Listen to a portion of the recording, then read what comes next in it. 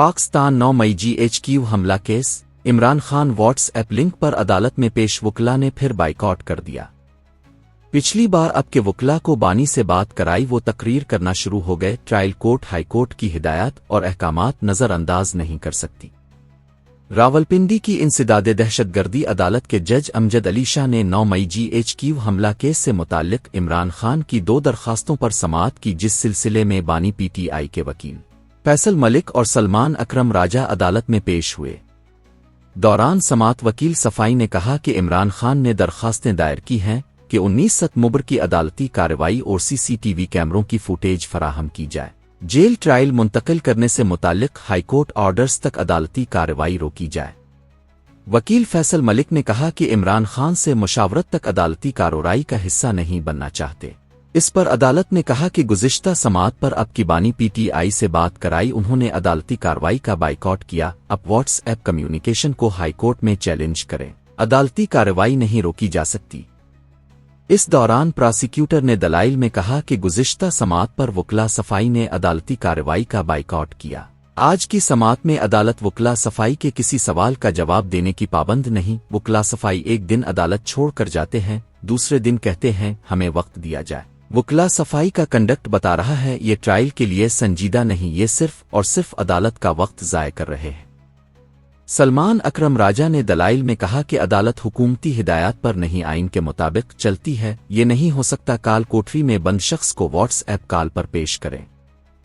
इस पर अदालत ने कहा कि आपका पूरा हक है, आप इस अदालत के ऑर्डर को चैलेंज करें। जब तक हाईकोर्ट कोई हुक्म जारी नहीं करती अदालती कार्रवाई नहीं रोकी जा सकती।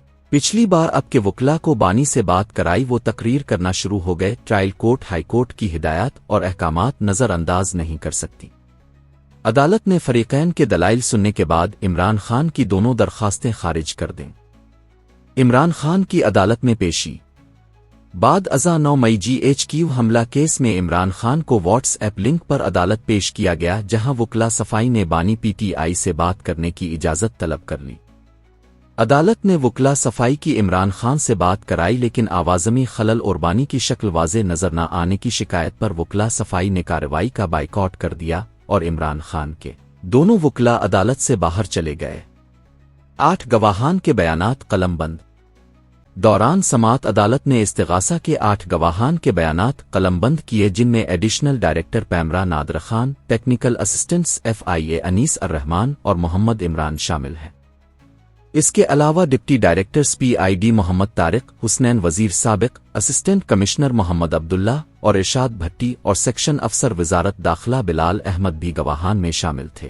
केस में मजमूई तौर पर 41 गवाहान के बयानात रिकॉर्ड कर लिए गए हैं और इस्तिगासा के गवाहान ने अपनी अपनी रिपोर्ट्स अदालत में पेश कर दी हैं, जबकि अदालत ने आइंदा समाअत पर इस्तिगासा के मजीद गवाहों को तलब कर लिया।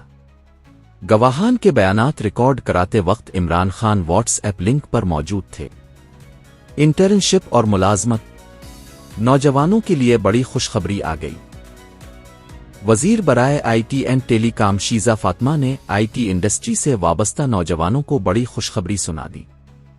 तफसीलात के मुताबिक पाकिस्तान सॉफ्टवेयर एक्सपोर्ट बोर्ड के तहत टेक इनिशिएटिव प्रोग्राम की इफ्तिताही तकरीब मुनक्किद हुई, जिसमें वजीर बराए IT and telecom Shiza Fatima Khwaja ने बतौर मेहमान खुसूसी शिरकत की। इस मौके पर शीजा फातिमा ख्वाजा ने 6 मुख्तलिफ IT प्रोग्राम्स का बाज़ाब्ता इफ्तिताह किया।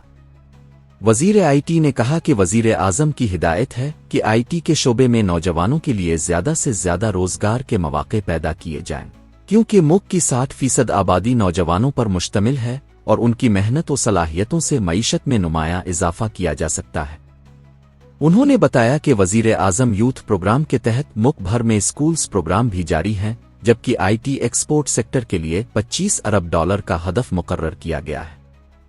तकरीब में मुतारफ कराए गए प्रोग्राम्स में prime minister skill tech Pakistan शामिल है, जिसके तहत नौजवानों को हुनरमंद और ट्रेंड बनाया जाएगा। वजीर IT का कहना था कि स्किल बुर्ज प्रोग्राम के तहत IT इंडस्ट्री में नौजवानों को इंटर्नशिप और मुलाजमतें फराहम की जाएंगी और रवां साल 9000 तलबा को इंटर्नशिप दी जाएगी। वफाकी वजीर ने कहा कि स्किल लिफ्ट 1.0 के जरिए 18,000 नौजवानों को मसनूई ज़हानत, AI, साइबर सिक्योरिटी और ब्लॉकचेन की ट्रेनिंग फराहम की जाएगी।